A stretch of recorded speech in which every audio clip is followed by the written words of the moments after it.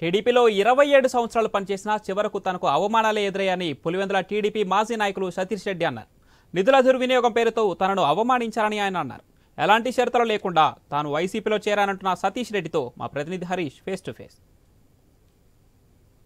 నేత సతీష్ రెడ్డి వైసీపీలో జాయిన్ అయ్యారు. దాదాపుగా 27 సంవత్సరాల పాటు ఆయన టీడీపీలో పనిచేశారు. అక్కడ వైఎస్ఆర్ కుటుంబానికి, వైఎస్ఆర్ కాంగ్రెస్ పార్టీకి కూడా ఆయన వ్యతిరేకంగా పనిచేసి ఈరోజు తిరిగి వైఎస్ఆర్ కాంగ్రెస్ పార్టీలో చేరారు. మనతో మాట్లాడిన సతీష్ రెడ్డి ఉన్నారు. సార్ చెప్పండి, ఎలా చూడాలి? 27 సంవత్సరాల పాటు మీరు టీడీపీలో ఉన్నారు, ఇప్పుడు వైసీపీలో జాయిన్ అయ్యారు.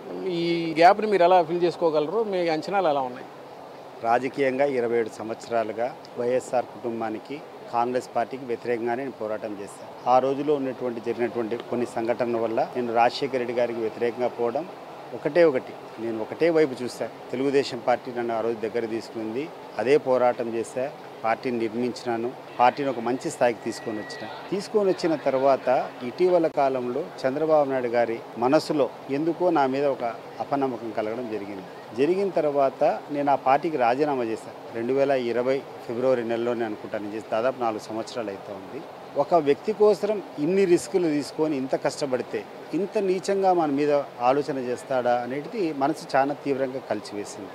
ఎవరి కోసం అయితే నేను కష్టపడ్డానో వాళ్ళు నా మీద అబాండలు వేయడమే కాకుండా నేను ఒక లాలుచిబడినటువంటి నాయకుడిగాను, నేను ఏదో స్వార్థం కోసం వాళ్ళు ఇచ్చేటువంటి నిధులను దుర్యోగం చేసే నాయకునిగాను వాళ్ళు ముద్ర వేయడం జరిగింది. ఈరోజు స్పష్టంగా చెప్తున్నాను, చంద్రబాబు నాయుడు గారికి కానీ, లోకేష్ కానీ, తెలుగుదేశం పార్టీ కార్యకర్తలకు కానీ, 2020 సంవత్సరం నేను తెలుగుదేశం పార్టీలో ఉన్నంత వరకు నేను ఒక వీసమెత్తు, ఒక వెంట్రుక అంతా కూడా తెలుగుదేశం పార్టీకి అన్యాయం చేసినా, లేకుంటే తెలుగుదేశం పార్టీ తరఫున వాటి నిధులు దుర్యోగం చేసినా, ఈ రోజు కాదు ఇంకా రాబోయే 20 సంవత్సరాల వరకు నేను బతుకున్నంత వరకు మీరు రుజువు చేయగలిగితే జీవితాంతం మీ కాళ్ళ దగ్గర వచ్చి ఉంటా. నేను ఏ తప్పు చేయలేదు, కానీ నన్ను అవమానించారు, నా యొక్క నిజాయితీని శంకించారు. దానికి మీకు అటువంటి అర్హత లేదు నన్ను శంకించేది.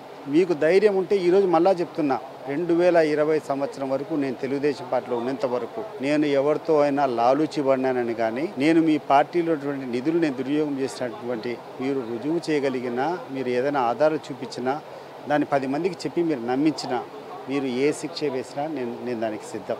మీరు నా మనసు తీవ్రంగా గాయపెట్టారు. కానీ ఎవరి కోసం అయితే, ఎవరి వ్యతిరేకంగా నేను పోరాడాను, ఎవరికి వ్యతిరేకంగా అయితే నేను ప్రతి నిమిషం పోరాడాను, వాళ్ళు ఒక స్నేహహస్తం కల్పించారు. నేను ఖాళీగా ఉన్నాను 4 సంవత్సరాల నుంచి గమనించి, లేదు ఆయన కూడా రమ్మని చెప్పండి, ఈ యొక్క అభివృద్ధిలో భాగస్వామిని కమ్మని చెప్పండి అని చెప్పి ఆహ్వానం పలికినప్పుడు చాలా సంతోషంగా ఫీల్ అయినా. ఆ ఆనందం ఈరోజు రెట్టింపు పదంతలైంది. ఈరోజు జగన్మోహన్ రెడ్డి గారి స్థాయి తర్వాత ఆయన ఇచ్చినటువంటి ఆహ్వానం, ఆయన చూపించినటువంటి అభిమానం, ఆయన చూసినటువంటి ఆప్యాయత తర్వాత జీవితాంతం ఆయనకు కానీ, ఆయన ఏ పార్టీ చేస్తే ఆ కార్యక్రమాల్లో అంతా కూడా నేను కూడా సహకరించాలని చెప్పి నిర్ణయించుకున్నాను. మీరు ఇందాక ఒక మాట అన్నారు, జగన్కి నా అవసరం లేదు, అయినప్పటికీ కూడా నన్ను పార్టీలోకి ఆహ్వానించారు, ఎందుకు ఆహ్వానించారో కూడా తెలియట్లేదు.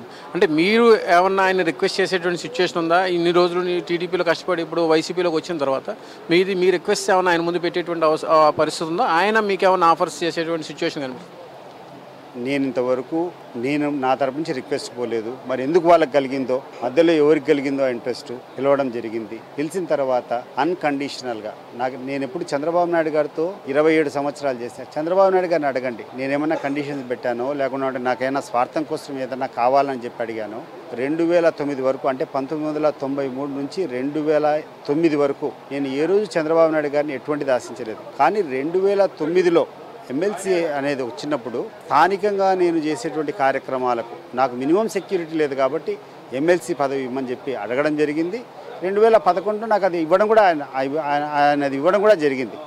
అంతవరకు అంటే 17 సంవత్సరాలుగా నేను ఆ పార్టీకి సేవ చేసినప్పుడు ఎటువంటి ప్రతిఫలం ఆశించలేదు, తర్వాత కూడా నేను ఆశించలేదు. 2009లో నా సెక్యూరిటీ కారణంగా నేను అడగడం తప్పితే నేను ఎప్పుడు జరగలేదు. అంటే ఇప్పుడు మీ భవిష్యత్ కార్యాచరణ ఎలా ఉండబోతుంది? వైసీపీలో మీకు ఎక్కడ సీటు కానీ, ఎంపీ సీటు కానీ, ఎమ్మెల్యే సీటు కానీ, ఎమ్మెల్సీ అంటే హామీలు కానీ అలాంటివి ఏమన్నా ఆఫర్స్? బేషరతుగా ఎటువంటి షరతు లేకుండా చేయడం జరిగింది. బట్ ఒకటి, ఆయన ఏదైనా పని చూపించి ఈ కార్యక్రమాన్ని మీరు చేయండి అని చెప్తే చిత్తశుద్ధిగా నిర్వహిస్తారు.